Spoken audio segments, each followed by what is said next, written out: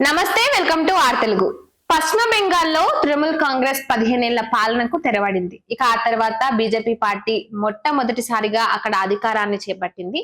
సువేందు అధికారి పాలనలో మొదటిసారిగా ఇటు తృణమూల్ కాంగ్రెస్ పార్టీకి సంబంధించిన కీలక నేతల్ని కూడా అరెస్ట్ చేయడం జరిగింది. అయితే ఇప్పుడు అరెస్ట్ చేసిన నేత ఎవరైతే ఉన్నారో ఆయన అంత ఆషామాషి వ్యక్తి కానే కాదు. మనం పుష్పరాజ్ సినిమా అంటే మన తెలుగులో చెప్పినట్లయితే పుష్ప సినిమాని ఎన్నిసార్లు చూసింటామో ఆ సినిమాకి అభిమానులు కూడా చాలానే ఉన్నారు.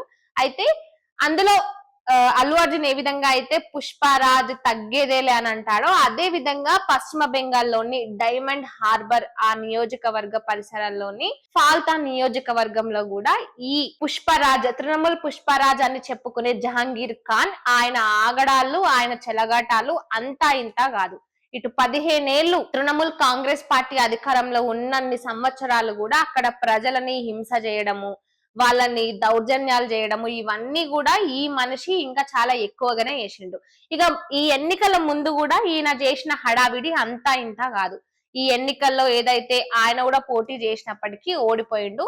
ముఖ్యంగా ఈ ఫాల్తా నియోజకవర్గంలో సెకండ్ టైం అంటే మళ్ళీ ఉప ఎన్నికలు అనేవి జరిగినాయి. ఎందుకంటే అక్కడ బీజేపీ పార్టీకి సంబంధించిన ఈ నార్మల్ గా ఈవీఎంలు ఏవైతే ఉంటాయో ఆ ఈవీఎం లో ఉండే బీజేపీ పార్టీ గుర్తు మీద స్టిక్కర్లు అంటించి ఆ యొక్క ఇష్యూ జరిగింది కదా. అక్కడ మళ్ళీ ఎలక్షన్ కమిషన్ మళ్ళీ బై ఎలక్షన్స్ అనేవి కండక్ట్ చేసిండ్రు. ఇక ఈ బై ఎలక్షన్ లో ఈ ఫాల్తా నియోజకవర్గం నుంచి తృణమూల్ కాంగ్రెస్ పార్టీ నుంచి ఈ జహాంగీర్ ఖాన్ పోటీ చేసిండు. అయితే అప్పటికే అంటే ఈ ఈ సెకండ్ టైం ఎన్నికలు జరిగిన టైంకే ఆల్రెడీ ఇటు పశ్చిమ బెంగాల్లో ఎలక్షన్ రిజల్ట్ వచ్చింది. సువేందు అధికారి ఆయన గవర్నమెంట్ ని ఫామ్ చేసిండు. ఇక ఆ తర్వాత ఈయనకి ఏమనిపించిందో గానీ లేదు లేదు నేను పోటీ చేయడం లేదు, నేను ప్రజల మంచి కోసమే నేను పోటీ చేయడం లేదంటూ కూడా కాస్త కవరప్ చేసిండు. ఎన్ని కవరప్లు చేసినా మళ్ళీ సెకండ్ టైం కూడా ఇటు బీజేపీ పార్టీకి సంబంధించిన నేతనే 1,00,000 ఓట్ల మెజారిటీతో గెలిచిండు. ఇక ఇది పక్కకు పెడితే మొన్న జరిగిన ఎలక్షన్ల ముందు చూసినట్లయితే ఈ జహాంగీర్ ఖాన్ చేసిన హడావిడి అంతా ఇంత కాదు. ఎలక్షన్ల టైంలో అందరినీ భయపెట్టడము, ముఖ్యంగా అక్కడ ప్రజల్ని భయభ్రాంతులకు గురి చేయడము, తృణమూల్ కాంగ్రెస్ పార్టీనే గెలిచేది, తృణమూల్ కాంగ్రెస్ కి అందరు సపోర్ట్ చేయాలని ఈయన చేసిన హడావిడి అంతా ఇంత కాదు. ఇంకొకటి, మమతా బెనర్జీ మేనల్లుడైన అభిషేక్ బెనర్జీకి ఈయన చాలా సన్నిహితుడు. ఈయన ఇంత సన్నిహితంగా ఉన్నది ఇంకా ఈయన బాగా యూజ్ చేసుకొని ఇంకా ఈయన కథలు ఈయన హల్చల్ చేయాల్సినవన్నీ ఈయన చేస్తూనే ఉన్నాడు. ఇక మొత్తానికి ఈ ఎలక్షన్ల టైంలో ఈయన చేసిన రచ్చకు ఈయన మీద మస్తుగా కేసులు నమోదైనాయి.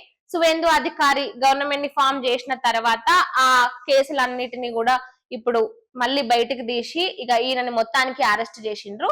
అయితే ఈయన ఏమనుకున్నాడు, ఈ ఎలక్షన్ల టైంలో ఆయన చేసిన రచ్చ ఇదంతా దీనికి సంబంధించి తర్వాత మళ్ళీ ఓడిపోవడం ఇక ఇవన్నీ దృష్టిలో పెట్టుకొని ఇక లేదు లేదు వెళ్ళిపోవాలి, మళ్ళీ మనం అండర్ గ్రౌండ్ కి వెళ్ళిపోవాలంటూ కూడా ఆయన ఎస్కేప్ కావడానికంటే దేశాన్ని దాటే ప్రయత్నాలు చేసినప్పటికీ కూడా సువేందు అధికారి పాలనలో అక్కడ ఉన్న టాస్క్ ఫోర్స్ పోలీసులు మెరుపు దాడి చేసి మరి ఈయనని అరెస్ట్ చేసిండ్రు. ఇక ఈయన అరెస్ట్ తో చాలా మంది అక్కడ బెంగాల్ ప్రజలందరూ కూడా ఎంతో హర్షం వ్యక్తం చేస్తున్నారు. ఎందుకంటే సుదీర్ఘ 15 ఏళ్ల పాలనలో ఎంత దౌర్జన్యాలు చేసిండ్రు, ప్రజల్ని ఎంత ఇబ్బంది పెట్టిరు, అక్రమాలు గాని, ఆడవాళ్ళను గాని, పిల్లల్ని గాని, చదువు విషయంలో గాని ప్రతి దాంట్లో వీళ్ళ దౌర్జన్యాలు అంతా ఇంత కాదు. ఇక మరి అలాంటి ఒక వ్యక్తి మెయిన్ లీడర్ అయిన ఇలాంటి ఒక వ్యక్తి ఇంకా మళ్ళీ ఈయన ఇది తక్కువ అంటూ నేనే పుష్పరాజ్, ఈ ఫాల్తా నియోజకవర్గానికి నేనే పుష్పరాజ్ తగ్గేదే లేదంటూ కూడా ఇవన్నీ మళ్ళీ మీదంగా ఈ ఎక్స్ట్రాలు.